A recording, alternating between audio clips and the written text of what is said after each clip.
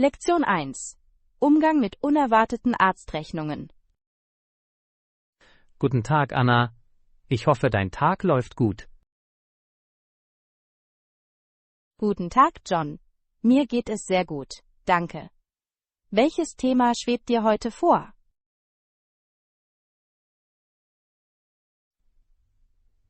Ich wollte besprechen, wie man mit unerwarteten Arztrechnungen umgeht. Es kann eine stressige Situation sein. Das ist ein relevantes Thema. Viele Menschen müssen irgendwann in ihrem Leben mit unerwarteten medizinischen Kosten rechnen. Unbedingt. Welche Strategien wenden Sie an, wenn Sie eine überraschende Arztrechnung erhalten? Ich überprüfe die Rechnung zunächst sorgfältig. Ich stelle sicher, dass alle Gebühren klar aufgeschlüsselt und korrekt sind. Das ist ein kluger Ansatz. Das Verständnis der Gebühren hilft bei der Beurteilung ihrer Gültigkeit. Wenn etwas unklar erscheint, zögere ich nicht, den Arzt zur Klärung zu kontaktieren. Das ist essentiell. Durch die Bestätigung der Gebühren werden Missverständnisse in der Zukunft vermieden. Ich recherchiere auch die typischen Kosten für ähnliche Dienstleistungen. Dieses Wissen kann bei Verhandlungen helfen. Das ist aufschlussreich. Die Kenntnis der Standardpreise ermöglicht bessere Gespräche mit Anbietern. Haben Sie jemals eine Situation erlebt, in der die Rechnung falsch war? Ja, ich habe einmal eine Rechnung für eine Dienstleistung erhalten, die ich nie hatte. Es war frustrierend, das zu korrigieren. Das klingt frustrierend. Wie haben Sie das Problem gelöst? Ich habe den Kundendienst kontaktiert und Unterlagen zur Unterstützung meines Falls zur Verfügung gestellt. Sie haben es umgehend korrigiert. Dokumentation ist in solchen Situationen von entscheidender Bedeutung. Die Führung von Aufzeichnungen kann die notwendigen Beweise liefern. Ich ermutige die Leute auch, ihre Versicherungspolize zu lesen. Wenn sie den Versicherungsschutz verstehen, können sie Überraschungen vermeiden. Das ist ein ausgezeichneter Rat. Viele Menschen wissen nicht, was ihre Versicherung abdeckt. Was würden Sie jemandem empfehlen, der mit einer erheblichen Arztrechnung zu tun hat, die er sich nicht leisten kann? Ich würde vorschlagen, sich für einen Zahlungsplan an den Gesundheitsdienstleister zu wenden. Viele bieten flexible Optionen. Zahlungspläne können finanzielle Belastungen lindern. Es ermöglicht überschaubare monatliche Zahlungen. Darüber hinaus kann es von Vorteil sein, finanzielle Unterstützungsprogramme in Betracht zu ziehen. Einige Krankenhäuser bieten Unterstützung für Patienten mit niedrigem Einkommen an. Das ist eine wertvolle Option. Vielen Menschen ist nicht bewusst, dass eine solche Hilfe verfügbar ist. Haben Sie jemals Hilfe bei einer Arztrechnung gesucht? Das musste ich nicht, aber ich kenne Leute, die von Unterstützungsprogrammen profitiert haben. Das ist ermutigend. Gemeinschaftsmittel können einen Teil der finanziellen Belastung verringern. Was ist mit der Verwendung von Kreditkarten für Arztrechnungen? Ist das eine kluge Entscheidung? Kreditkarten können ein zweischneidiges Schwert sein. Sie bieten sofortige Linderung, können aber zu Schulden führen, wenn sie nicht sorgfältig verwaltet werden. Das ist ein faires Argument. Es ist wichtig, einen soliden Rückzahlungsplan zu haben, wenn Sie Kreditkarten verwenden. Wie wäre es, den Gesetzentwurf direkt auszuhandeln? Hast du das versucht? Ja, habe ich. Manchmal sind Anbieter bereit, die Gebühren zu senken oder Rabatte anzubieten. Das ist ein kluger Ansatz. Höflich zu sein und ihre Situation zu erklären, kann zu positiven Ergebnissen führen. Haben Sie in der Vergangenheit Erfolg mit Verhandlungen gehabt?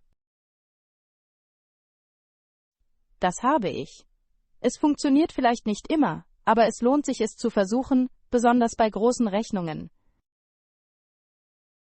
Das ist ein wertvoller Rat.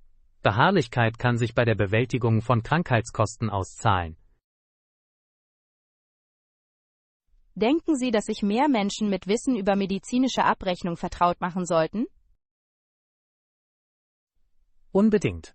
Das Verständnis des Abrechnungsprozesses kann zu besseren Ergebnissen und weniger Stress führen. Ich stimme zu. Bildung ist die Grundlage für eine effektivere Verwaltung unerwarteter Ausgaben. Danke, dass du deine Erkenntnisse geteilt hast, Anna. Ihre Erfahrungen und Tipps sind von unschätzbarem Wert. Danke, John. Ich habe es genossen, mit Ihnen zu besprechen, wie man mit unerwarteten Arztrechnungen umgeht.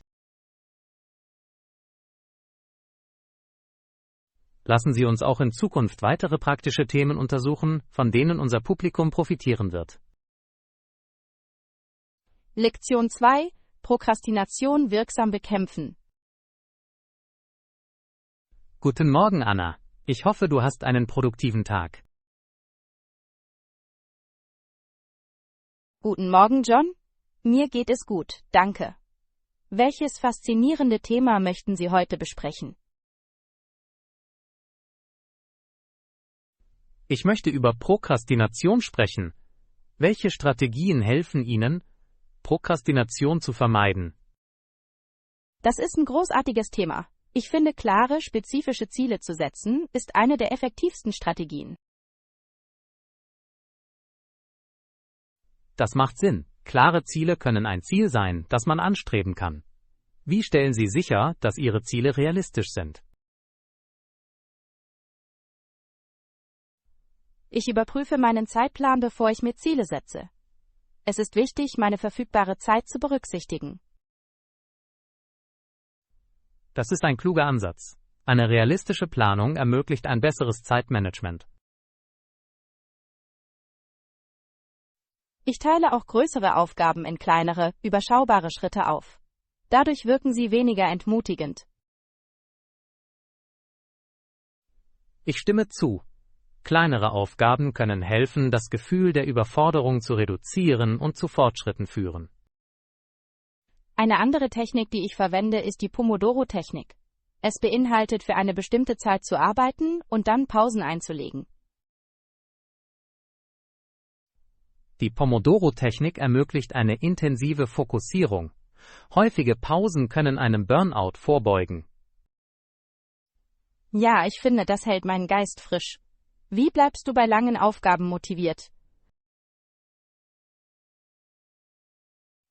Ich liste Belohnungen für das Erledigen von Aufgaben auf.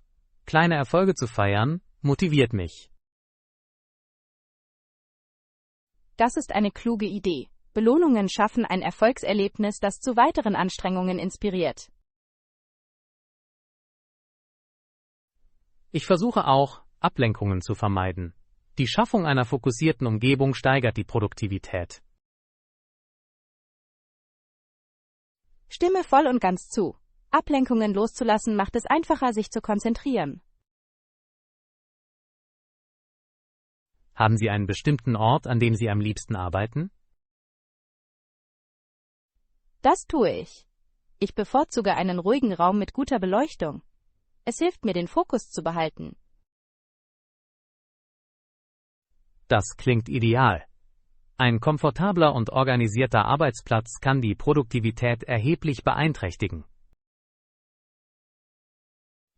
Ich beschränke auch meine Zeit in den sozialen Medien während der Arbeit. Es kann eine große Ablenkung sein. Soziale Medien können in der Tat wertvolle Zeit in Anspruch nehmen. Das Setzen von Grenzen ist unerlässlich. Haben Sie jemals versucht, eine tägliche Routine gegen Prokrastination zu entwickeln? Ja, habe ich. Durch die Einrichtung einer Routine kann ich bestimmten Aufgaben bestimmte Zeiten zuweisen. Das ist eine hilfreiche Strategie. Eine konsistente Routine kann dem Tag Struktur verleihen. Gibt es bestimmte Apps oder Tools, die du nützlich findest, um auf dem Laufenden zu bleiben? Ich verwende oft Task-Management-Apps wie Todoist. Sie helfen mir dabei, Aufgaben effektiv zu priorisieren. Tools zur Aufgabenverwaltung können die Organisation verbessern. Ich könnte versuchen, selbst einen zu benutzen. Ich kann es nur empfehlen. Es ermöglicht eine bessere Sichtbarkeit von Aufgaben und Fristen. Wie gehst du mit Aufgaben um, die du besonders mühsam oder uninteressant findest? Ich zerlege sie in kleinere Teile. Wenn Sie Aufgaben in kleineren Schritten angehen, sind sie leichter zu handhaben. Das ist eine kluge Methode. Sie kann helfen, die mentale Resistenz gegen den Beginn einer mühsamen Arbeit abzuschwächen.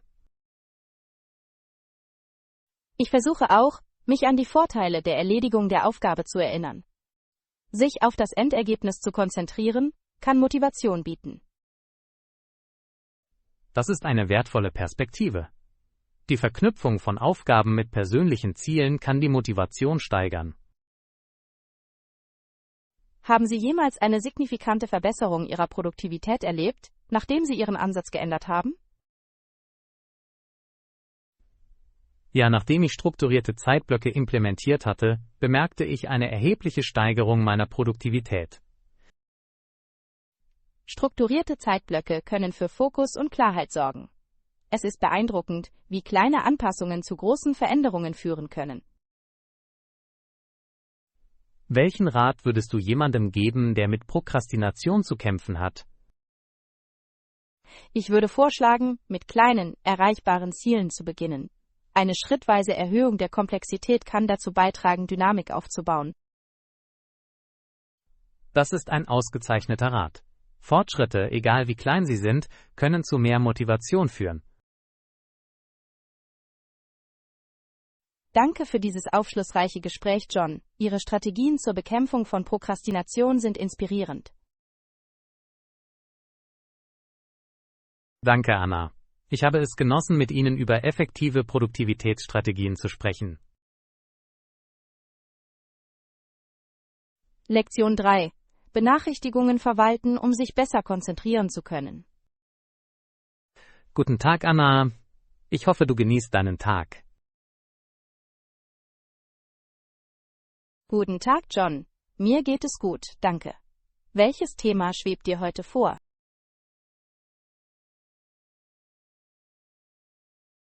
Ich wollte darüber sprechen, wie wichtig es ist, Benachrichtigungen zu verwalten. Wie oft schalten Sie Benachrichtigungen auf Ihren Geräten aus? Das ist ein relevantes Thema. Ich versuche täglich, unwichtige Benachrichtigungen auszuschalten. Sie können sehr ablenkend sein. Ich stimme voll und ganz zu. Ständige Benachrichtigungen können den Fokus und die Produktivität beeinträchtigen. Was halten Sie für essentielle Benachrichtigungen? Ich behalte nur Benachrichtigungen für wichtige Apps wie Nachrichten und Kalendererinnerungen. Alles andere kann warten. Das ist eine kluge Entscheidung. Wenn Sie Prioritäten setzen, was wichtig ist, können Sie dazu beitragen, eine klarere Denkweise aufrechtzuerhalten. Haben Sie irgendwelche Änderungen bemerkt, seit Sie mit der Verwaltung von Benachrichtigungen begonnen haben? Ja, ich fühle mich weniger überfordert. Es ist einfacher, sich ohne ständige Unterbrechungen auf Aufgaben zu konzentrieren. Das ist ermutigend. Wie entscheiden Sie, wann Benachrichtigungen wieder aktiviert werden sollen? Ich schätze die Dringlichkeit der Situation ein. Wenn ich auf etwas Wichtiges warte, kann ich Benachrichtigungen vorübergehend wieder aktivieren. Das ist eine praktische Strategie. Es stellt sicher, dass Sie ohne Ablenkung auf dem Laufenden bleiben. Haben Sie Schuldgefühle wegen fehlender Benachrichtigungen? Nicht mehr. Ich habe gelernt, dass mein Wohlbefinden wichtiger ist, als sofort zu reagieren. Das ist eine tiefgreifende Erkenntnis. Psychische Gesundheit sollte immer Vorrang haben. Haben Sie bestimmte Zeiten festgelegt, um nach verpassten Benachrichtigungen zu suchen? Ja, ich benenne normalerweise 2- oder 3-mal am Tag, dadurch entsteht eine Routine, die für mich funktioniert. Das klingt effektiv.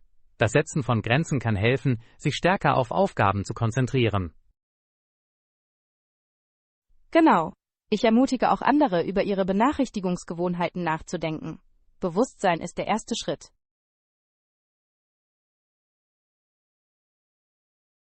Welchen Rat würdest du jemandem geben, der mit Impulsreaktionen auf Benachrichtigungen zu kämpfen hat?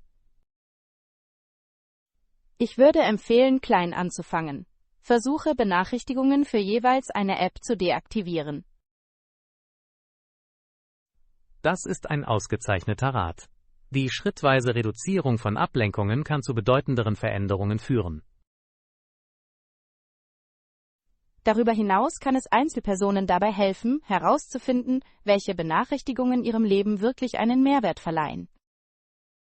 Hatten Sie jemals Probleme beim Ausschalten von Benachrichtigungen? Ja, anfangs war es schwierig. Ich hatte Angst, etwas Wichtiges zu verpassen. Viele Menschen teilen diese Sorge. Wie hast du es überwunden? Ich habe mich daran erinnert, dass die meisten Benachrichtigungen warten können. Ich konzentriere mich zuerst auf meine unmittelbaren Aufgaben. Das ist eine großartige Denkweise. Das Lernen, Prioritäten zu setzen, kann Ängste reduzieren. Ich glaube, es braucht Übung, um sich mit diesem Ansatz vertraut zu machen. In der Tat. Es geht darum, sich selbst darin zu schulen, falsche Dringlichkeit zu erkennen. Wie findest du das Gleichgewicht zwischen Verbundenheit und Konzentration? Ich plane Zeit ein, um mich mit sozialen Medien zu beschäftigen. Es stellt sicher, dass ich verbunden bleibe, ohne abgelenkt zu werden. Das ist eine kluge Methode. Eine Zeitplanung kann dazu beitragen, den digitalen Konsum effektiv zu steuern.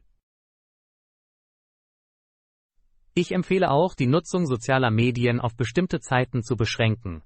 Es verhindert stundenlanges, zweckloses Scrollen. Ich stimme voll und ganz zu. Zeitmanagement ist im digitalen Zeitalter von entscheidender Bedeutung. Haben Sie mit Apps experimentiert, die bei der Verwaltung von Benachrichtigungen helfen?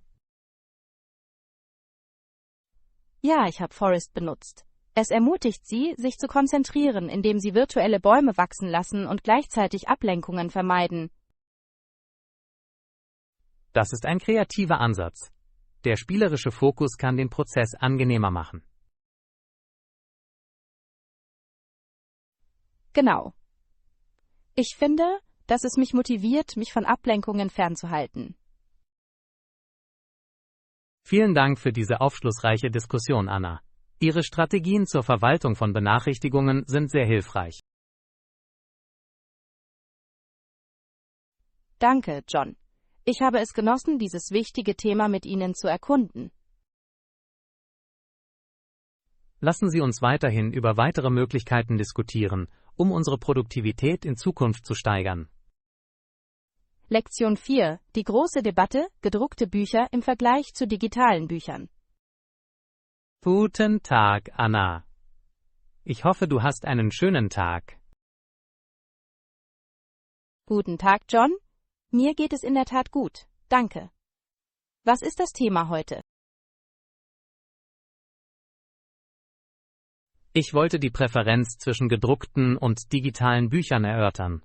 Welches Format bevorzugen Sie? Ich bevorzuge gedruckte Bücher sehr. Es ist etwas Besonderes, ein physisches Buch in meinen Händen zu halten. Das kann ich verstehen. Das sensorische Erlebnis eines gedruckten Buches ist wirklich einzigartig. Was gefällt dir daran am meisten? Ich liebe den Geruch der Seiten und das Geräusch, wenn man sie umblättert. Es trägt zum Gesamterlebnis bei. Diese sensorischen Elemente werden in digitalen Formaten oft übersehen. Haben Sie weitere Vorteile gedruckter Bücher bemerkt? Ja, ich finde es auch einfacher, mich zu konzentrieren, wenn ich ein gedrucktes Buch lese. Es gibt weniger Ablenkungen. Das ist ein erheblicher Vorteil. Digitale Geräte können Nutzer oft mit Benachrichtigungen und Apps verführen. Exakt. Wenn ich ein gedrucktes Buch lese, beschäftigt sich mein Geist voll und ganz mit der Geschichte. Haben Sie jemals versucht, digital zu lesen? Das habe ich. Ich verwende einen E-Reader für Reisen, um Platz zu sparen. Ich bevorzuge jedoch immer noch Drucken. Das macht Sinn. E-Reader sind praktisch, vor allem auf Reisen. Welche Funktionen schätzen Sie an ihnen? Ich schätze die einstellbare Schriftgröße. Es kann das Lesen komfortabler machen. Das ist eine hervorragende Funktion. Manche Menschen genießen auch die Hintergrundbeleuchtung zum Lesen bei schlechten Lichtverhältnissen. Ja, aber ich finde das Leuchten einer Lampe beim Lesen eines gedruckten Buches immer noch beruhigender. Ich kann mir vorstellen, dass das unterhaltsamer sein könnte. Was ist mit Notizen? Findest du es einfacher in einem Format? Ich mache mir lieber Notizen am Rand eines gedruckten Buches. Es fühlt sich persönlicher und direkter an. Vielen Menschen geht es genauso. Das Schreiben in ein physisches Buch stellt eine Verbindung zum Text her. Beim digitalen Notieren fehlt die gleiche Intimität. Einige bevorzugen jedoch aus Gründen der Effizienz das Tippen. Effizienz ist eine Stärke digitaler Formate. Sie ermöglichen eine schnelle Suche und Organisation von Notizen. Stimmt. Sie bieten einfachen Zugriff auf Definitionen und zusätzliche Ressourcen. Das kann das Verständnis verbessern. Denken Sie, dass der Aufstieg digitaler Bücher die Zukunft des Printverlags beeinflussen könnte? Das mag sein, aber ich glaube, es wird immer Leser geben, die Printmedien schätzen. Das ist eine hoffnungsvolle Perspektive. Gedruckte Bücher haben eine gewisse Nostalgie, die vielen Menschen am Herzen liegt. In der Tat. Ich denke, Bibliotheken und unabhängige Buchhandlungen werden als Knotenpunkte der Gemeinschaft weiterhin erfolgreich sein. Das hoffe ich. Das taktile Erlebnis beim Stöbern in Regalen kann digital nicht repliziert werden. Haben Sie jemals eine Bibliothek besucht und sich von der physischen Präsenz von Büchern inspiriert gefühlt? Ja. Die Atmosphäre einer Bibliothek ist beruhigend und weckt ein Gefühl von Abenteuer und Entdeckung. Mir geht es genauso. Es ist magisch, verschiedene Welten anhand von Büchern zu erkunden. Welchen Rat würden Sie jemandem geben, der versucht, sich zwischen Print und digital zu entscheiden? Ich würde vorschlagen, beide Formate auszuprobieren. Die persönlichen Vorlieben variieren, und jedes hat seine Vorteile. Das ist ein ausgezeichneter Rat. Experimentieren kann einem helfen, seine Lesegewohnheiten besser zu verstehen. Letztlich kommt es am meisten auf den Inhalt an. Die Geschichte sollte Anklang finden, unabhängig vom Format. Sehr wahr. Vielen Dank, dass du deine Erkenntnisse geteilt hast, Anna. Ihre Leidenschaft für das Lesen scheint durch. Danke, John. Ich habe es genossen, mit Ihnen über die Vorzüge gedruckter und digitaler Bücher zu sprechen. Lassen Sie uns in unseren zukünftigen Gesprächen weiterhin weitere literarische Themen untersuchen. Lektion 5: Durch große Ticketkäufe navigieren. Guten Tag, Anna. Ich hoffe, dein Tag läuft gut. Guten Tag, John. Mir geht es ganz gut, danke. Welches Thema schwebt dir heute vor?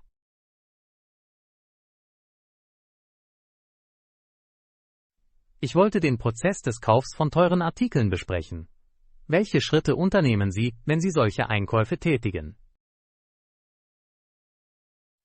Das ist ein wichtiges Thema. Ich gehe mit sorgfältiger Planung und Recherche an wichtige Themen heran. Das ist ein kluger Ansatz.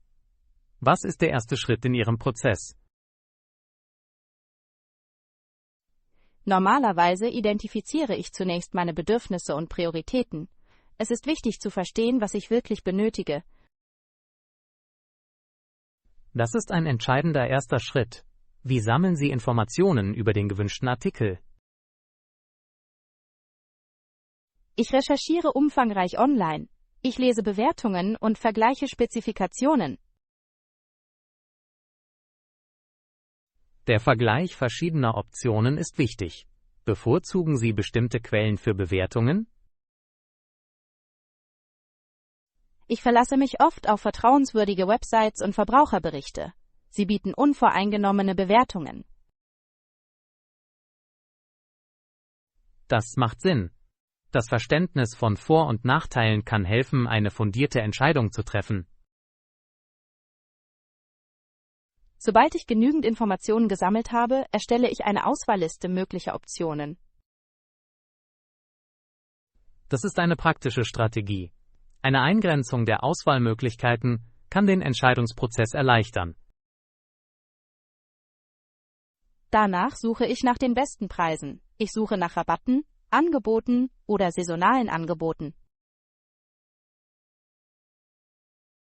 Wenn Sie nach Preisen suchen, kann dies zu erheblichen Einsparungen führen. Haben Sie jemals Preisvergleichstools verwendet?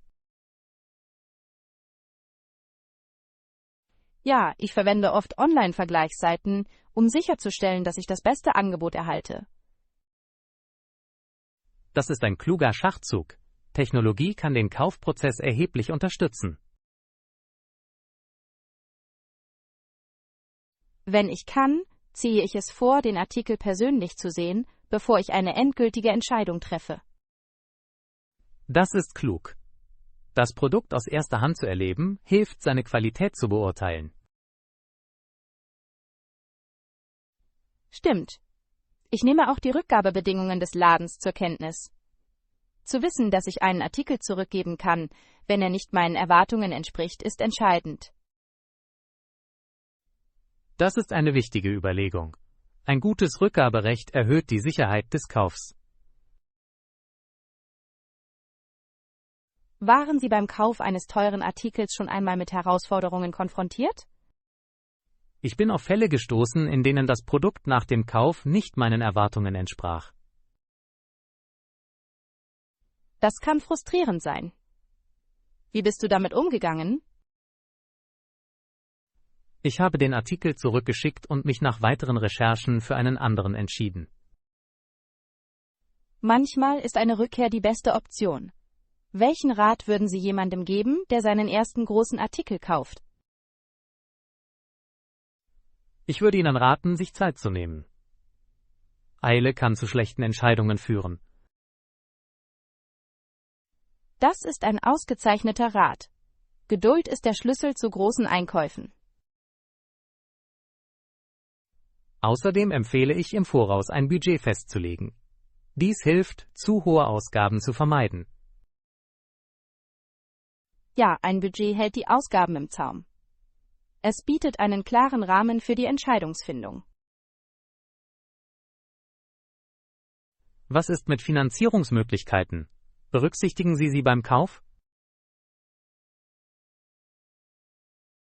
Ich prüfe Finanzierungsmöglichkeiten sorgfältig. Niedrige oder zinslose Pläne können von Vorteil sein, wenn sie mit Bedacht verwaltet werden. Das macht Sinn. Es ist wichtig, die Bedingungen zu verstehen, bevor Sie einer Finanzierung zustimmen. Genau. Die Transparenz der Details hilft, später unvorhergesehene Probleme zu vermeiden. Denken Sie, dass gesellschaftliche Einflüsse unsere Entscheidungen beim Kauf von teuren Artikeln beeinflussen? Ja, die Gesellschaft setzt Menschen oft unter Druck, bestimmte Marken oder Modelle zu verwenden. Das ist wahr. Es ist wichtig, sich zuerst an die persönlichen Bedürfnisse zu erinnern. Haben Sie sich beim Kauf jemals von beliebten Trends beeinflusst gefühlt? Das habe ich, aber ich versuche auf dem Boden zu bleiben. Wenn ich mich auf meine spezifischen Bedürfnisse konzentriere, kann ich unnötigen Versuchungen widerstehen. Das ist ein lobenswerter Ansatz. Es ist wichtig, sich selbst treu zu bleiben. Danke, dass du deine Gedanken geteilt hast, Anna. Ihre Erkenntnisse zum Kauf teurer Artikel sind von unschätzbarem Wert. Danke, John.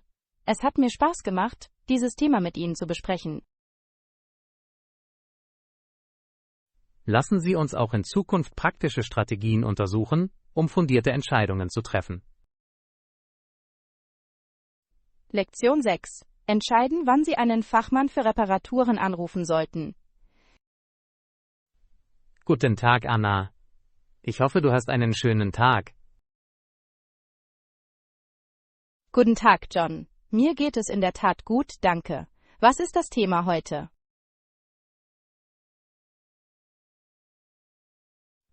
Ich wollte die Entscheidungsfindung in Bezug auf Hausreparaturen besprechen. Wie entscheiden Sie, wann Sie einen Fachmann für Reparaturen aufsuchen sollten? Das ist ein wichtiges Thema. Ich evaluiere zuerst das Problem. Es ist entscheidend, das Problem zu verstehen.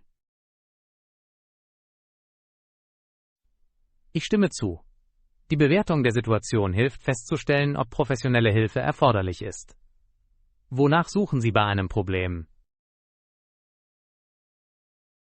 Ich betrachte die Komplexität und das damit verbundene Risiko. Wenn es sich um ein geringfügiges Problem handelt, versuche ich möglicherweise, es selbst zu beheben.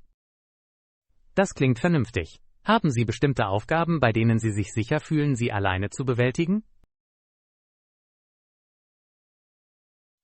Ja, ich kann einfache Aufgaben erledigen, wie das Auswechseln von Leuchten oder das Entleeren von Abflüssen. Das sind großartige Fähigkeiten, die man haben sollte. Was ist jedoch mit komplizierteren Problemen? Wenn ein Problem mit Elektro- oder Sanitärarbeiten verbunden ist, ziehe ich es vor, einen Fachmann zu kontaktieren. Sicherheit ist meine Priorität.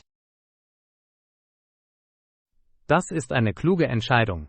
Komplexe Probleme können zu kostspieligen Fehlern führen, wenn sie nicht richtig behandelt werden. Genau. Ich überlege auch, wie dringend die Reparatur angegangen werden muss. Manche Probleme können nicht warten.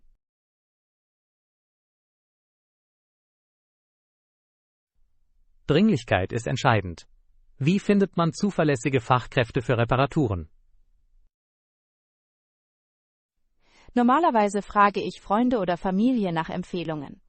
Persönliche Erfahrungen liefern oft wertvolle Erkenntnisse. Das ist ein großartiger Ansatz. Vertrauenswürdige Empfehlungen können Zeit sparen und Stress reduzieren.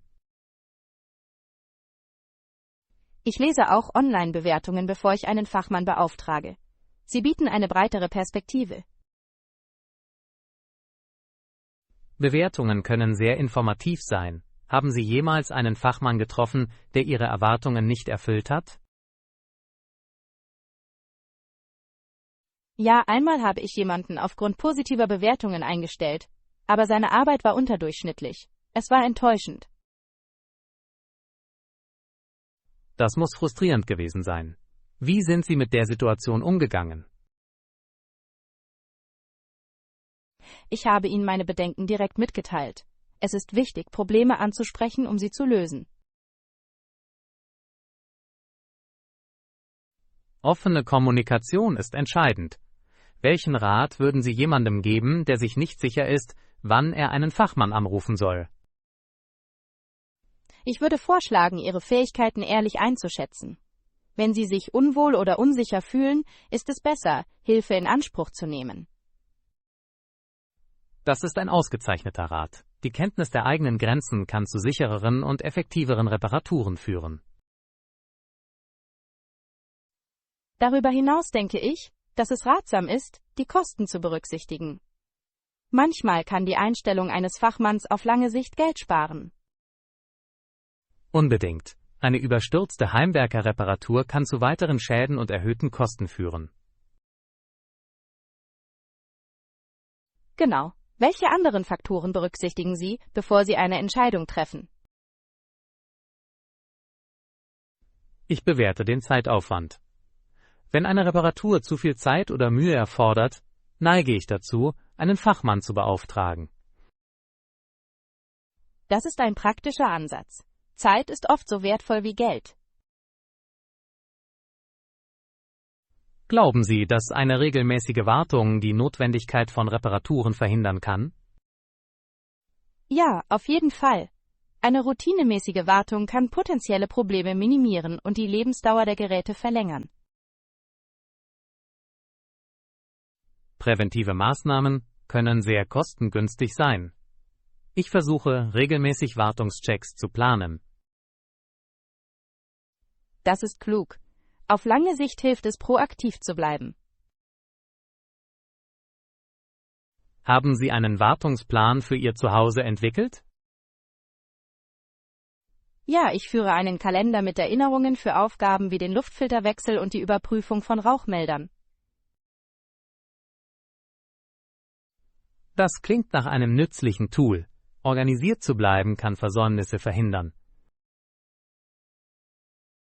Haben Sie bestimmte Wartungsroutinen, die Sie befolgen? Ich überprüfe regelmäßig das Dach und die Dachrinnen, besonders vor der Regenzeit. Das ist wichtig. Durch eine ordnungsgemäße Wartung können später erhebliche Schäden vermieden werden.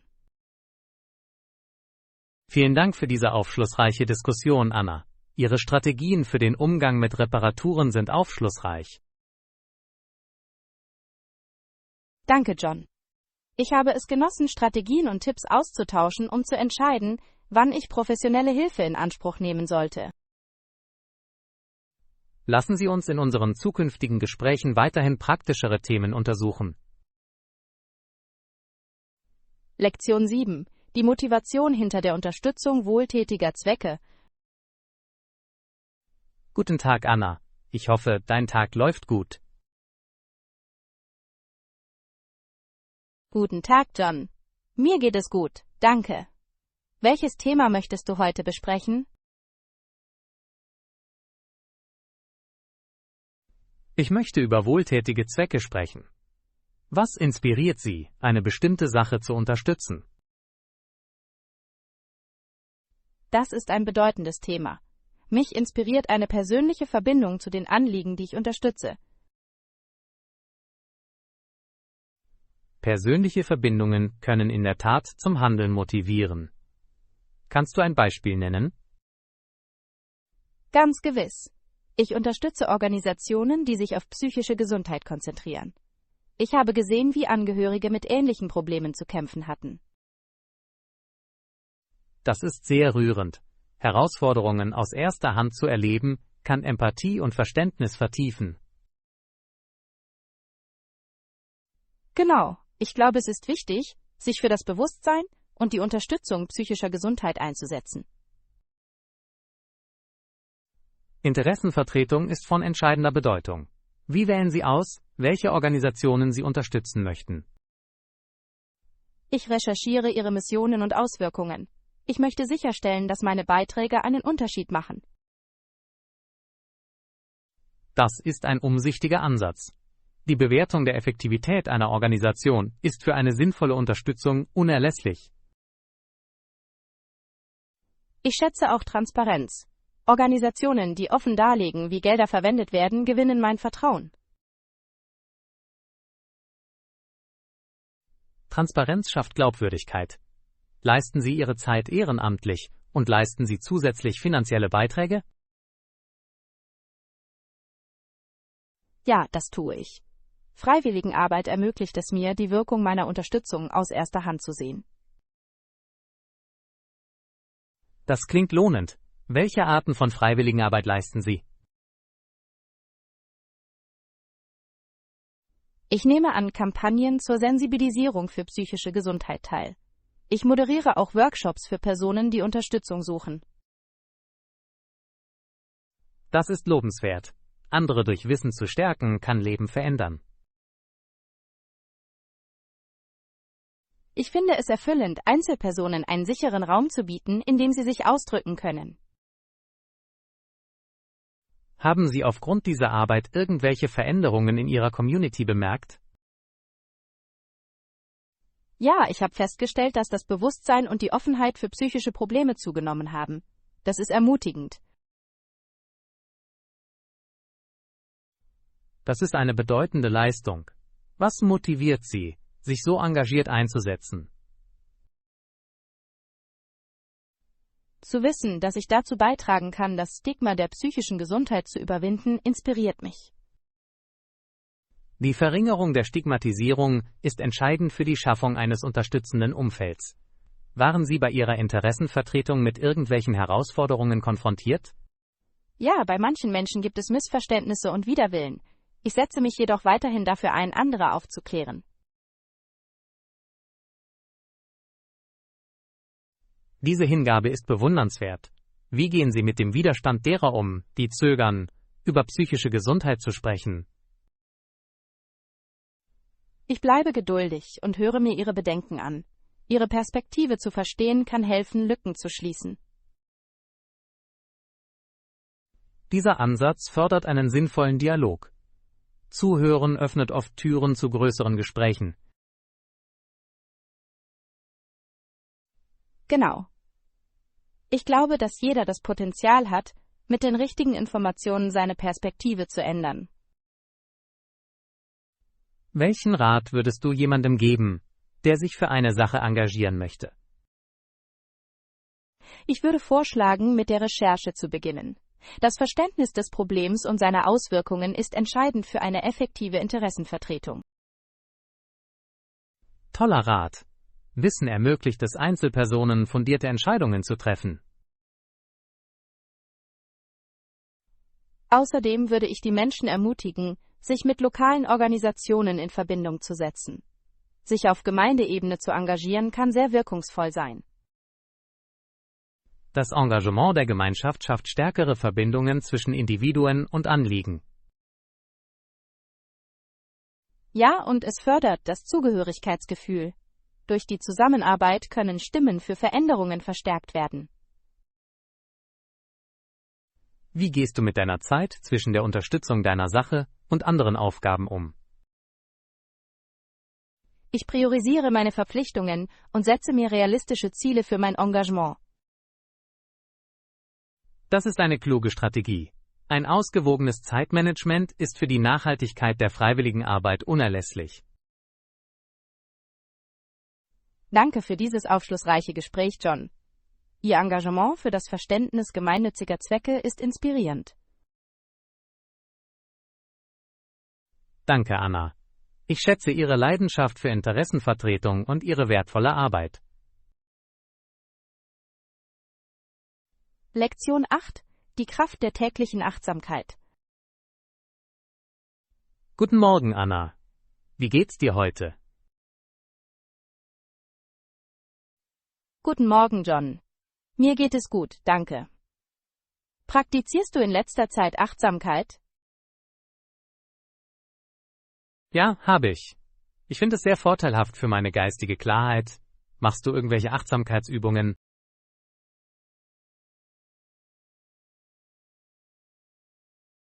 Das tue ich. Ich praktiziere jeden Tag Meditation. Es hilft, meinen Geist zu beruhigen und meinen Fokus zu verbessern. Das klingt interessant. Wie lange meditierst du täglich? Normalerweise meditiere ich etwa 20 Minuten lang. Es ist eine friedliche Zeit für mich. Was ist mit dir? Ich übe Achtsamkeit durch achtsame Atemtechniken. Es ermöglicht mir, präsent zu bleiben. Das ist faszinierend. Ich habe gelesen, dass solche Praktiken die emotionale Gesundheit verbessern können. Exakt. Achtsamkeit hilft beim Stressmanagement und beim Abbau von Angstzuständen. Haben Sie Veränderungen an sich selbst bemerkt? Das habe ich auf jeden Fall. Ich fühle mich geduldiger und belastbarer. Es ist transformativ. Ich stimme zu. Manche Menschen übersehen die Bedeutung von Achtsamkeit. Warum glaubst du, ist das so? Viele Menschen führen ein geschäftiges Leben. Oft priorisieren sie Aufgaben vor ihrem geistigen Wohlbefinden. Das ist ganz richtig. Achtsamkeit dauert jedoch jeden Tag nur wenige Augenblicke. Das tut es. Ich habe mit nur 5 Minuten angefangen. Kleine Schritte können zu erheblichen Veränderungen führen. Absolut. Ich glaube, der Schlüssel ist Konsistenz. Sind Sie auf irgendwelche Herausforderungen gestoßen?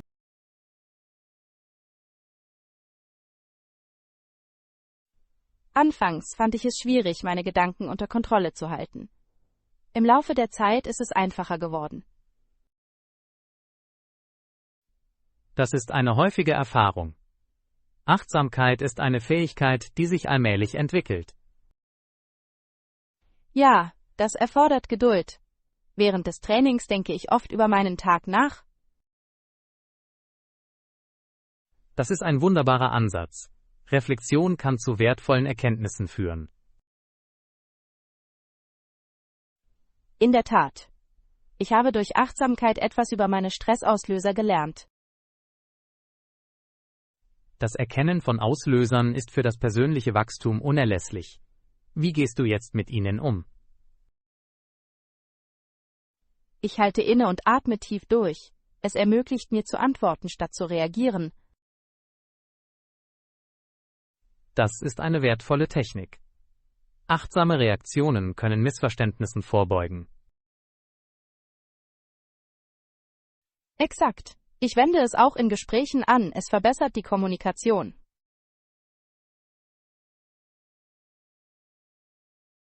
Ich schätze diese Perspektive. Achtsamkeit kann zwischenmenschliche Beziehungen revolutionieren. Das kann es wirklich. Viele Menschen berichten von verbesserten Beziehungen durch Achtsamkeit. Vielleicht sollten mehr Menschen Achtsamkeit erforschen. Es könnte ihr Leben verändern. Ich glaube schon. In den sozialen Medien gibt es heutzutage viele Diskussionen über psychische Gesundheit. Ja, es ist interessant zu sehen, wie das Bewusstsein gewachsen ist. Würdest du sagen, dass Achtsamkeit im Trend liegt? Ganz gewiss. Die Menschen suchen nach effektiven Wegen, um ihre psychische Gesundheit zu kontrollieren. Der Anstieg von Apps und Online-Ressourcen spielt ebenfalls eine Rolle. Das ist richtig. Die Technologie hat Achtsamkeit für alle zugänglicher gemacht. Welche Achtsamkeits-App empfiehlst du? Ich verwende oft Headspace. Es bietet geführte Meditationen, die benutzerfreundlich sind. Ich habe gute Dinge über diese App gehört. Vielleicht probiere ich es aus. Das solltest du. Es kann einen strukturierten Ansatz zur Achtsamkeit bieten. Vielleicht können wir unsere Freunde motivieren, sich uns an dieser Praxis anzuschließen. Das ist eine großartige Idee. Gruppenachtsamkeit kann Gemeinschaft fördern. Exakt. Ein unterstützendes Umfeld verbessert die Praxis. Darüber hinaus kann der Erfahrungsaustausch neue Erkenntnisse liefern. Ich freue mich darauf, unsere Fortschritte gemeinsam zu besprechen. Ich auch. Zusammen können wir uns gegenseitig ermutigen. Lassen Sie uns planen, uns wöchentlich zu treffen, um unsere Achtsamkeitsreisen zu überprüfen. Das klingt perfekt, John. Das freut mich sehr. Ich glaube, dass dieses Engagement zu einer großartigen persönlichen Entwicklung führen wird. Ich stimme voll und ganz zu. Vielen Dank für die heutige Diskussion. Danke, Anna. Ich habe unser Gespräch genossen. Achtsamkeit ist eine Reise, die es wert ist, geteilt zu werden. Lektion 9. In Erlebnisse statt in physische Güter investieren. Guten Morgen, Anna. Ich hoffe, du hast einen wundervollen Tag. Guten Morgen, John. Mir geht es in der Tat gut. Worüber würden Sie heute gerne sprechen? Ich wollte mich mit dem Thema Investieren befassen. Investieren Sie mehr in Erlebnisse oder physische Güter? Ich investiere lieber in Erlebnisse. Sie bringen oft mehr Freude und bleibende Erinnerungen. Das kann ich verstehen. Erfahrungen bereichern unser Leben in einer Weise, wie es materielle Güter nicht können. Genau. Reisen, Konzerte besuchen und neue Kulturen erkunden hinterlassen bleibende Auswirkungen. Haben Sie in letzter Zeit unvergessliche Reisen unternommen? Ja, ich bin letzten Sommer nach Italien gereist. Die Kultur, Kunst und Küche waren unglaublich. Das klingt unglaublich. Was war dein Lieblingsteil der Reise? Ich habe es absolut geliebt, die Museen in Florenz zu besuchen. Die Kunst war atemberaubend. Kunst hat so tiefgreifende Auswirkungen auf Geist und Seele. Haben Sie auf Ihren Reisen irgendwelche Erkenntnisse gewonnen? Ich habe gelernt, verschiedene Kulturen und Perspektiven zu schätzen. Reisen erweitert das eigene Verständnis. Das ist eine wertvolle Lektion. Wie priorisieren Sie, in welche Erlebnisse Sie investieren sollen? Ich denke zuerst über meine Leidenschaften und Interessen nach. Ich suche nach Erfahrungen, die zu ihnen passen. Das ist eine gute Strategie. Erlebnisse mit Interessen in Einklang zu bringen, steigert den Genuss. Neigen Sie dazu, auch in Erlebnisse zu investieren? Ja, Erlebnisse sind für mich von großem Wert, gelegentlich investiere ich jedoch in physische Güter. In welche Art von physischen Gütern lohnt es sich Ihrer Meinung nach zu investieren? Ich investiere lieber in hochwertige Werkzeuge und Geräte, insbesondere für Hobbys wie das Fotografieren. Das macht Sinn. Hochwertige Tools können die Erfahrung und die Ergebnisse erheblich verbessern. Das tun sie wirklich. Ich glaube jedoch immer noch, dass Erfahrungen oft zu mehr Glück führen. Ich stimme zu. Erlebnisse schaffen lebenslange Erinnerungen, während physische Güter irgendwann ihren Reiz verlieren können. Haben Sie über die Auswirkungen von Erfahrungen auf das persönliche Wachstum nachgedacht? Ja, Erfahrungen fordern uns oft heraus und helfen uns, als Individuen zu wachsen. Das Verlassen der eigenen Komfortzone ist für die persönliche Entwicklung unerlässlich. Genau.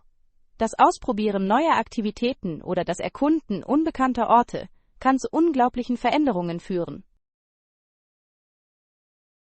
Welchen Rat würdest du jemandem geben, der zögert, in Erlebnisse zu investieren? Ich würde Sie ermutigen, klein anzufangen. Beginnen Sie mit lokalen Erlebnissen, bevor Sie größere Reisen planen. Das ist ein guter Rat. Lokale Veranstaltungen oder Workshops können das Interesse an weiteren Erkundungen wecken. Ja, jede Erfahrung kann zu mehr Wachstums- und Entdeckungsmöglichkeiten führen.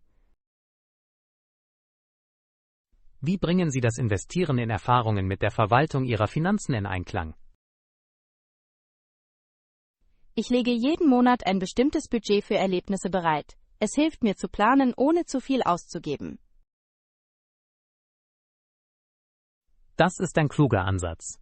Die Budgetierung stellt sicher, dass Sie das Leben genießen und gleichzeitig finanziell verantwortlich bleiben können.